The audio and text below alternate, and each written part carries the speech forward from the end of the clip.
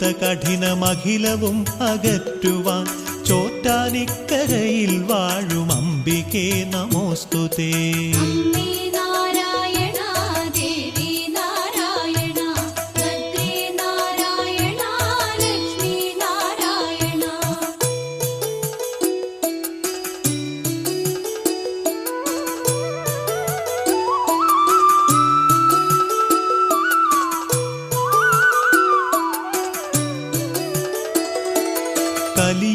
കലിയുഗത്തിലമ്മയാണ് കഥനഭാര സാന്ത്വനം ചോറ്റാനിക്കരയിൽ വാഴും അംബികേ നമോസ്തുതേ.